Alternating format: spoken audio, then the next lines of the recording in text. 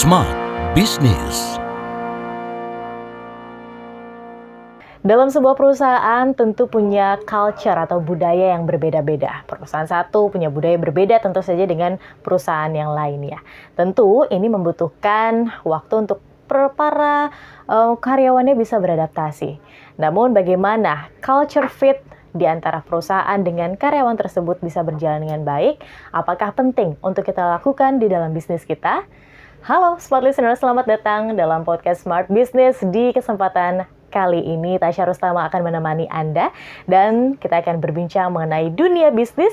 Di kesempatan kali ini saya sudah kedatangan tamu spesial, orang spesial pebisnis yang sudah lama dan memulai dari bawah hingga sekarang ada di level yang luar biasa. Sudah ada Pak Yuke Santoso. Halo Pak Yuke. Halo Mbak. Gimana kabarnya? Baik Mbak Tasya. Oke, kalau kita ngomongin culture fit Pak Yuke, seberapa penting menurut Pak Yuke di dalam bisnis itu ada culture fit?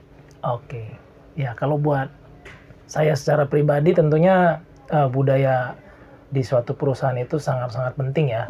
Karena itu bisa menjadi pelindung buat visi dan misinya perusahaan tersebut gitu. Oke.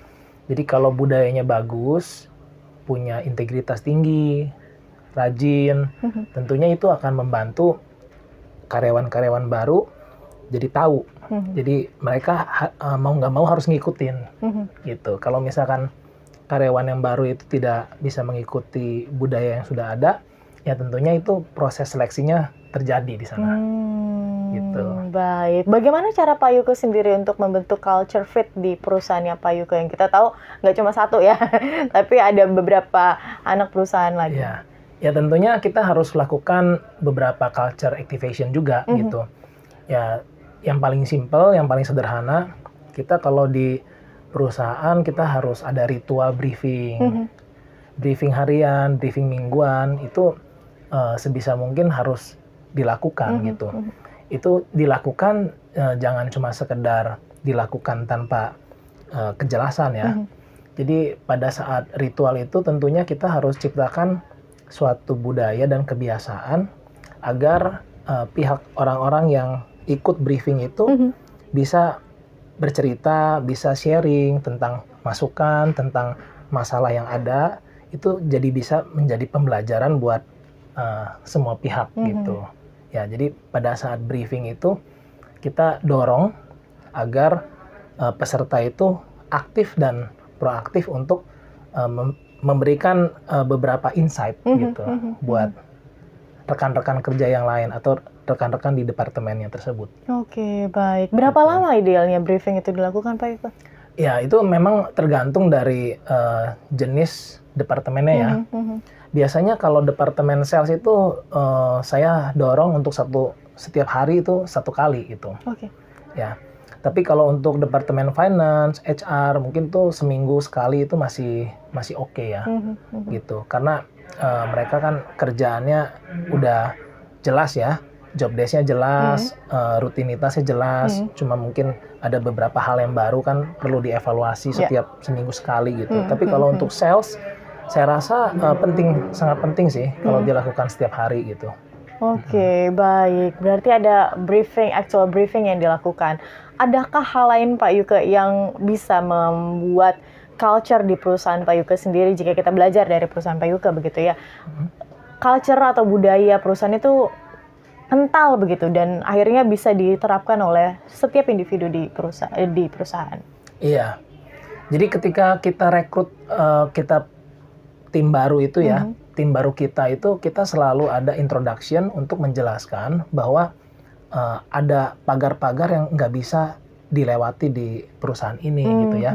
Jadi kita pada saat interview, pada saat masuk, kita introduction-nya harus sudah jelas.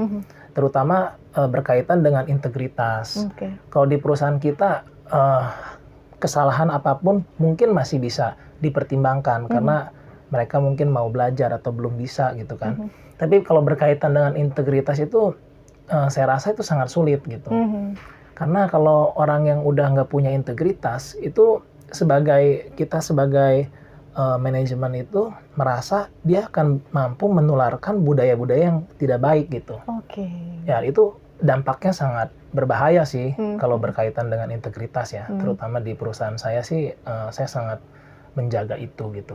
Nah, terus yang lain-lain mungkin berkaitan dengan etos kerja ya, dari kerja keras, disiplin gitu, suka menolong gitu ya, proaktif. Itu juga kita harus tumbuhkan juga sih, gitu. Itu dari top to the bottom, apa ya, pengimplementasiannya Pak Yuke, atau dari sistem yang Pak Yuke bentuk hingga akhirnya bisa jadi bottom ke atas? Oke, ya mungkin kalau saya pikir ya, itu semua memang dari leadernya dulu ya. Jadi semua berawal itu semua dari pemikiran kan. Setelah kita menabur, kita punya pemikiran, kita akan menuai yang namanya perbuatan. Setelah kita menabur, kita punya perbuatan, mungkin yang kita tabur adalah kebiasaan. Yang kita tuai adalah kebiasaan. Kalau kita tabur kebiasaan yang baik, nanti yang akan kita tuai adalah budaya yang baik gitu. Jadi itu harus berulang. Jadi berulang. Tentunya di awal itu tentunya seorang leader harus kasih contoh gitu. Kita harus walk the talk. Apa yang kita udah benar-benar inginkan, yang ada di visi dan misi itu benar-benar kita harus kerjakan gitu. Sehingga mereka itu percaya. Nah, budaya yang saling percaya ini, yang apa adanya ini yang harus kita bentuk, sehingga begitu ada orang baru, ini kita harus remind gitu. Jadi mereka harusnya tahu sih kalau wah ini kalau di perusahaan ini lebih baik apa adanya. Kalau ada kesalahan ya kasih tahu, nggak masalah gitu kan. Yang penting kita orientasinya ketika ada salah itu cari solusinya apa. Jangan sampai ketika ada kesalahan ditutupin gitu kan. Itu juga jadi faktor yang nggak bagus ya, karena akan lama kan ketahuannya kan. Gitu. Ya biasanya kalau karyawan-karyawan baru itu butuh adaptasi banyak sih. Gitu. Ini akan mudah ketika itu diimplementasikan ke karyawan yang mungkin levelnya staff begitu kan. Tapi akan PR nih Pak Yuke ketika adanya di top level manajemen. Nah, gimana Pak Yuke mungkin menurunkan culture fit ini kepada para karyawan di top level manajemen? Biasanya saya lakukan pendekatan secara pribadi dulu ya. Jadi kita pendekatan secara pribadi ke top manajemen itu kita harus samakan dulu frekuensinya gitu. Jadi cara masuknya adalah bagaimana kita bertukar ide, bertukar pengalaman, bertukar pola pikir, sehingga tentunya top manajemen yang kita mau rekrut ini pun ketika kita interview, kita background check, tentunya ini sudah kita prediksi, oke, ini bisa dididik, bisa disesuaikan, bisa disesuaikan dengan culture yang kita ingin bentuk gitu kan. Kalau memang dirasakan sulit, wah ini memang terlalu berbeda gitu ya, lebih baik jangan kita rekrut sih, gitu. Memang itu kan kalau top manajemen biasanya kita langsung involve ya untuk rekrut itu kan, gitu. Baik, berarti Pak Yuke sendiri turun gitu ya untuk top level manajemen, ya, ini harus involve untuk putuskan ini bisa coba atau rasanya berat gitu. Oke, baik. Etos kerja harus ini tentu dilihat by proses. Integritas Pak Yuke, tentu kan nggak mudah ya menilai orang, apalagi ketika pertama kali merekrut begitu. Apalagi ketika orang tersebut belum mengetahui dan juga belum beradaptasi terhadap culture fit-nya perusahaan kita. Ini gimana Pak Yuke untuk mengendus saya, mengetahui begitu kan indikasi-indikasi utama ketika orang ini kayaknya udah nggak sesuai deh dengan culture fit kita. Oke, ya kita biasanya berproses kasih beberapa tugas, gitu kan? Ngetes ya? Ya, tes dengan tugas-tugas yang kita berikan, feedbacknya seperti apa. 1 kali, 1 minggu, bulan depan kita tes. Dari situ datanya kita bisa collect kan. Biasa kita kalau hands on di pekerjaan itu kita jauh lebih cepat sih untuk bisa mengetahui ini orang tuh bisa dipercaya nggak, ini orang tuh kerja keras nggak, ini orang tuh disiplin nggak gitu. Nah, ketika kita hands on itu keputusan kita akan jauh lebih akurat. Jadi memutuskan analisanya ini orang tuh sesuai nggak gitu, ya sesuai nggak budayanya dengan yang kita mau gitu. Jadi itu sih yang harus kita lakukan. Gitu. Oke, ada nggak Pak Yuke tips and triknya ketika karyawan tersebut kayaknya udah nggak sejalan lagi deh sama kita. Nge-layoff-nya tuh kayak gimana sih gitu? Iya. Biasanya kita dari pertama kali rekrut, kita sudah kenalkan kan kita punya budaya kan. Kita punya HR harus bisa remind ketika kita mau rekrut tim baru, itu kasih tahu kita budayanya adalah seperti ini. Kalau misalkan di kita dari awal itu harus apa adanya, harus terbuka, harus kerja keras, harus disiplin gitu kan, harus proaktif, saling membantu. Nah, ketika kita udah kasih tahu, biasanya mereka juga kalau yang tidak sesuai nih, yang biasanya di tempat kerja yang sebelumnya kerja leha-leha, itu mereka akan merasa terseret-seret gitu. Nah, kalau terseret-seret itu kan kita juga bisa coaching kan. Pilihannya mereka dua kan. Mereka adaptasi, perbaiki, atau mereka sesuaikan diri, itu keluar misalkan. Biasanya itu mereka berproses sendiri juga sih. Iya. Nah, cuma masalahnya itu kalau kita di organisasi baru dengan manajemen-manajemen baru, manajer-manajer baru, chief-chief baru.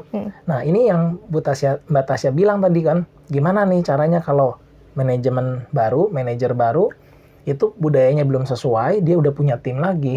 Nah, itu adaptasinya kita sebagai owner dari perusahaan jauh lebih berat gitu. Karena dua, ya kan, dari si manajer belum sinkron, staff mungkin ada yang udah sinkron, ada yang lebih-lebih nggak sinkron. Nah, ini yang challenge-nya kita di sana gitu. Kalau kita bentuk organisasi baru ya. Biasanya kalau organisasi lama udah cukup mengenal lah gitu. Udah jejak gitu lah ya. Iya, udah cukup tahu ya. Jadi proses itu kayaknya jauh lebih cepat gitu sih. Oke. Cara nge-layoff-nya tadi bagaimana Pak Yuke?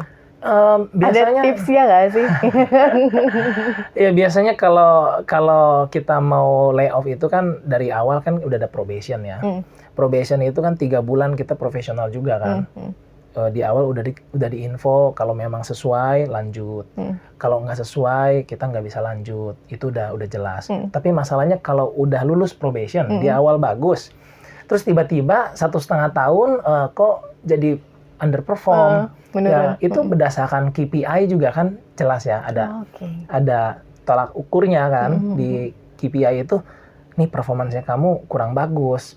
Kok misalkan bagian finance ya, kok laporan telat terus, nggak on schedule gitu kan. Jadi kita buat analisa arus kas, analisa laporan keuangan, jadi kita terganggu kan. Misalkan itu bagian finance. Kalau bagian penjualan, ya tentunya dari result dia penjualan seperti apa kan bisa dinilai. Bagian HR juga bisa dinilai juga dari rekrutmen, jumlah orang, bisa fulfill sesuai dengan waktunya atau mulur-mulur gitu kan, bisa dinilai juga gitu. Biasanya kita setting KPI. Oke, baik. Dari KPI itulah yang bisa menjadi bahan pertanggungjawaban begitu ya. Dari karyawan tersebut sebenarnya kamu masih layak nggak sih di sini? Even kamu mungkin ketika culture fit-nya juga nggak oke begitu kan. Karena kalau culture fit-nya aja nggak oke, pasti dia akan tersiok-siok tadi juga Pak Yuke bilang gitu ya. Tapi kalau udah fit, udah oke, udah masuk dalam budaya kita ya, dia akan bisa mengikuti flow-nya dengan baik. Oke, Pak Yuke, terima kasih untuk inspirasinya, inspirasi bisnis di kesempatan podcast hari ini. Dan smart listeners, pastikan Anda nantikan episode-episode lainnya karena kita akan membahas topik-topik yang tentu saja berbeda, masih dalam tema bisnis yang pastinya bermanfaat untuk Anda. Dan akhir kata, saya Tasya Rustama dan Pak Yuke Santoso. Kami ucapkan terima kasih dan sampai jumpa. Smart Business. Lead you better.